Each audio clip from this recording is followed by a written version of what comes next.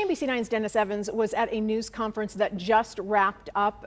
Dennis, this is all about the FIFA World Cup coming to Kansas City. What did we learn?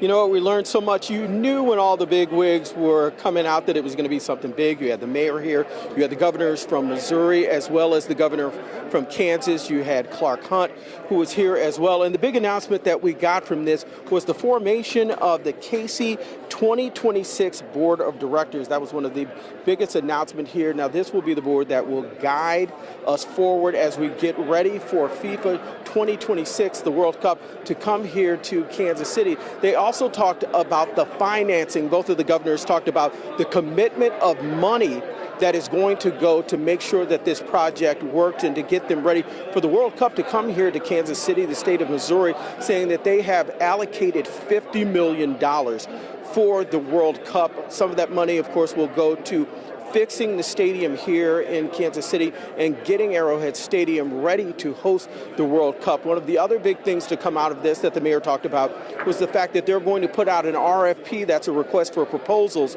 for transportation in Kansas City. One of the big things that needs to be worked on, and everyone is in agreement on that, is making sure that Kansas City has good transportation. Now, the people that came in for the draft didn't really have to worry about going back and forth between the stadium and, downtown where Union Station was and the airport, and a lot of moving around town. But when the World Cup comes to town, and even though it's 3 years off, that's something that's going to be huge, making sure that people have the ability to move freely throughout the city. So putting out that request for a proposal is something that's going to enable the city to have a reliable transportation system, which is going to be huge and something that the FIFA wanted to make sure that Kansas City has in place as they get ready for the World Cup, which is still 3 years out, but still, it's things like that that are going to be the things that make sure that Kansas City is ready. And one of the other things that they discussed is making sure that they're able to expand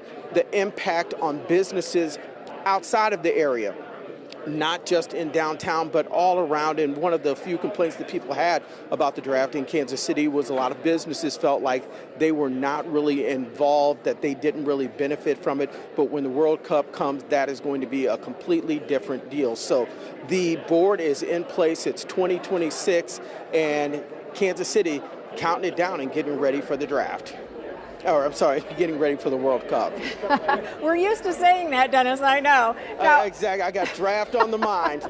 This, for the general public, this is also new to us. 3 years out seems sort of early for so much hoopla. Did you get a sense of why they want all of us to pay attention now? I think a couple of things.